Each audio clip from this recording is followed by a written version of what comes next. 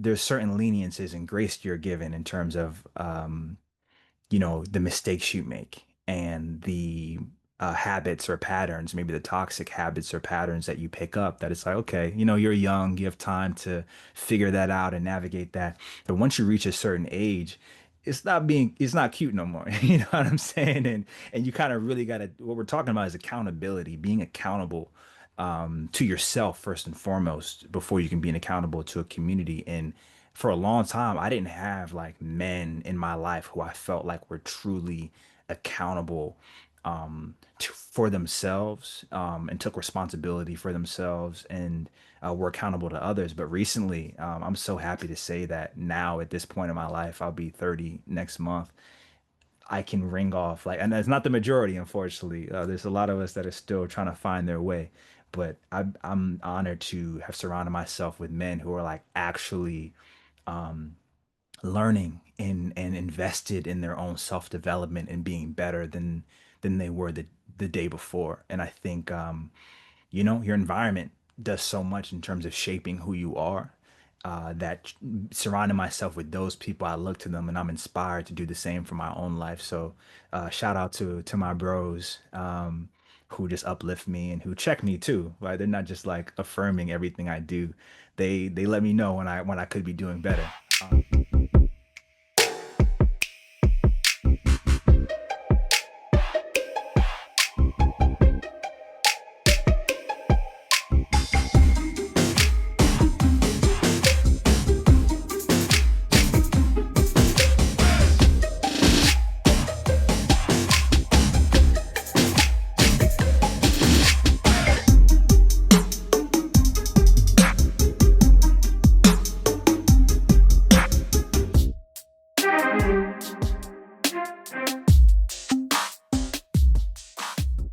Hi, and welcome to another edition of King Crush Thursday, the series where we highlight and uplift Black men because, frankly, not too many people are doing it.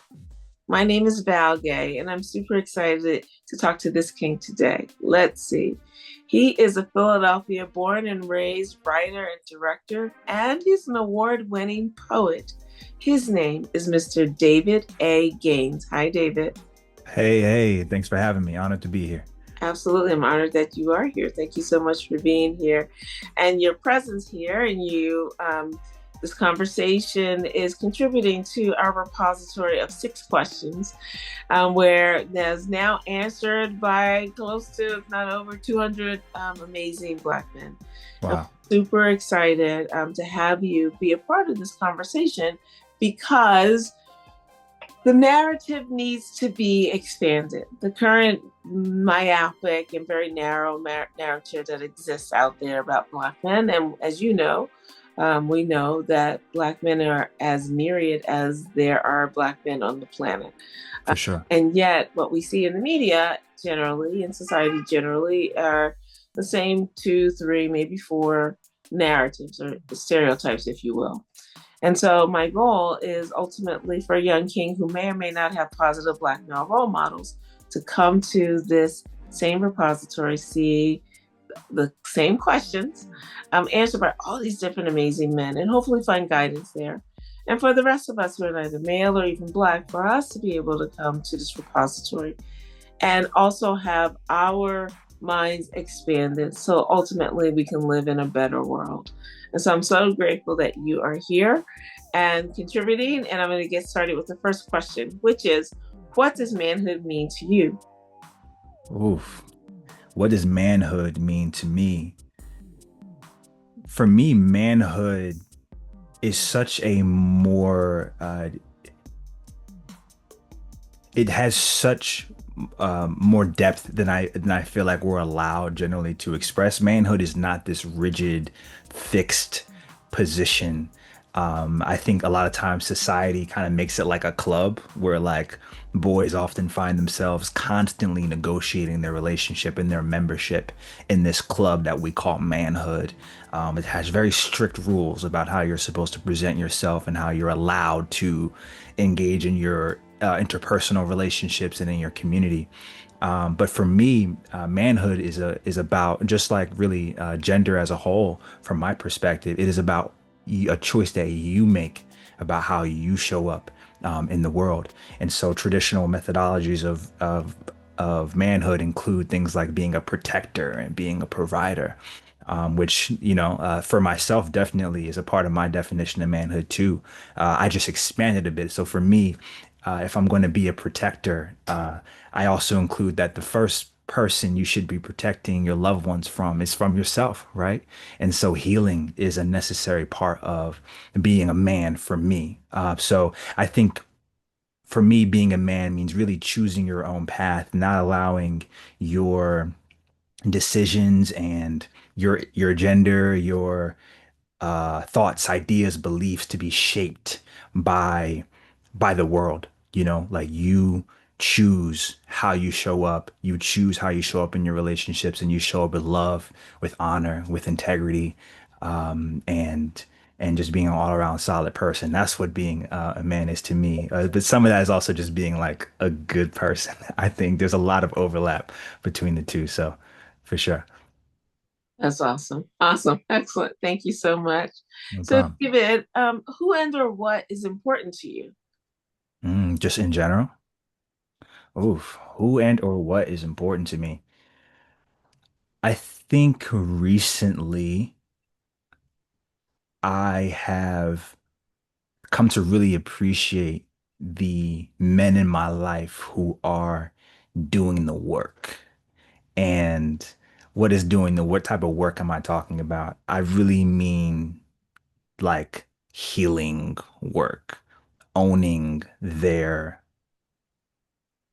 owning themselves, owning their history, understanding that, when you're a child, there's certain leniences and grace you're given in terms of the mistakes you make and the habits or patterns, maybe the toxic habits or patterns that you pick up, that it's like, okay, you're young, you have time to figure that out and navigate that. But once you reach a certain age, it's not cute no more. You know what I'm saying? And you kind of really got to, what we're talking about is accountability, being accountable to yourself first and foremost before you can be accountable to a community. And for a long time, I didn't have like men in my life who I felt like were truly accountable for themselves, and took responsibility for themselves, and were accountable to others. But recently, I'm so happy to say that now at this point in my life, I'll be 30 next month.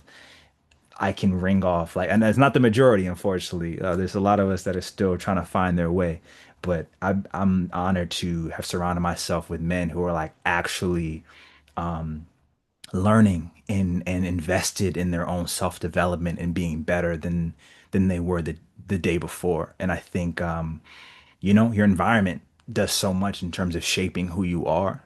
That surrounding myself with those people, I look to them and I'm inspired to do the same for my own life. So, shout out to my bros, who just uplift me and who check me too. Right? They're not just like affirming everything I do. They let me know when I could be doing better. So I love them. And then it was also what things matter to me. Whew,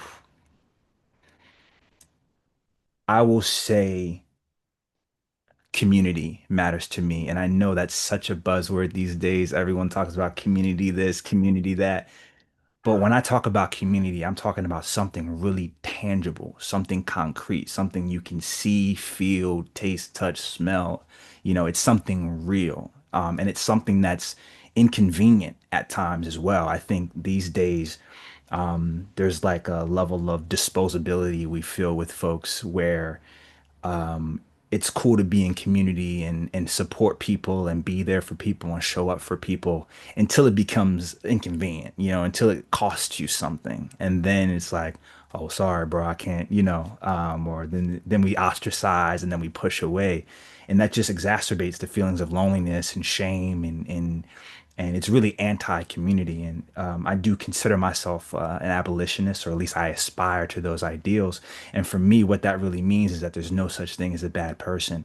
And so community to me abides by those rules. It doesn't mean that there aren't people who do serious harm and that we don't need some kind of justice process and accountability process. But community decides those rules. Community means that we look out for each other, we support each other, we're there for each other, even when it's hard, even when it's Even when you may be out here looking crazy, right? You can be like, hey, look, that's my brother. He's a little, I'm gonna check him, I'm gonna talk to him, I'm gonna get him right. But that's still, that's still my friend, that's still my person. If for no other reason than like we were born in the same time, the same timeline, the same space, we share space. Our freedom is interconnected. And so I have to be my brother's keeper for that alone because we're not free until we're all free. So I could go on and on about what's important to me, but I'll leave it at community and my brothers who inspire me. That's beautiful. All of Thank it beautiful. Thank you. Thank you so much. So, David, how do you want us to see you? you. Oof, that's a loaded question. Um, I spend a lot of my time thinking about this question. Honestly, I'm a professional artist, and so a lot of my a performer especially. So a lot of my time is spent about thinking about presentation and how I come off. And at this point in my life, I got to be honest and say, I don't care how you see me. And part of that is a little bit of a lie because obviously I'm a Cancer. Like I care a lot about what people think, but what I mean when I say I don't care is that I'm relinquishing control and relinquishing the delusion that I have control over people's perception of me. It is my hope that you hold me with grace and that you recognize my humanity and recognize that I am a hypocrite just like everybody else. And I am also trying my best and I'm also learning as I go. And I didn't receive a blueprint on how to be a human being, let alone how to be a man or a decent friend, partner, all those things. But I'm trying. And I hope that regardless of what you think about me, how you see me, whether you disagree with me or not, whether you're able to hold my many facets of my being or not, I just hope that you're able to treat me with respect. But I'm I've had to let go of the idea that I can control what people think and that everyone will like me, like it's good to be disliked sometimes. I just hope that the right people dislike me. There's certain people who I'm fine if they dislike me, so yeah, I know that's like a non-answer, but it really is up to you how you perceive me. Yeah, just I hope you see me as real, someone who's authentic and someone who love me or hate me. You know how I feel, you know how I think. And if you want to talk to me, like we can actually talk, we can sit down and talk. I'm not one of those people who's like unreachable or like mysterious or something. Like hit me up. Yeah. That was absolutely an answer. That was definitely not a non answer. Okay. All right. Good. So, thank you. For So, sure. David, the next question is, what is your epic dream? My epic dream. I love that question. We don't ask people about their dreams enough, I think. I'm fortunate enough to where I'm kind of living my dream. I'm not where I want to be in it yet, but I am a professional artist. I've been doing full-time art since last May, which means like all of my income is art-based. And I'm self-employed, running my own art company, you could call it. And so my dream has been that to I never needed to be like rich, and honestly, fame seems really stressful.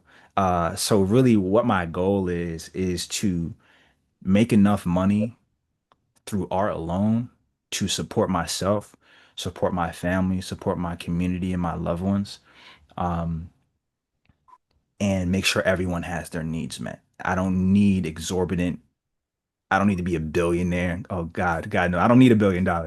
I just need enough to make sure my people are good, that my children are good, my future children are good. I don't have any kids now, um, but yeah, just to make sure my people are good, and to have the resources that if someone calls me, needing something, that I'm in a position to help them, that I have the capacity to help them through art. That's the catch. It's through my passion alone being able to support and be a positive influence in my community.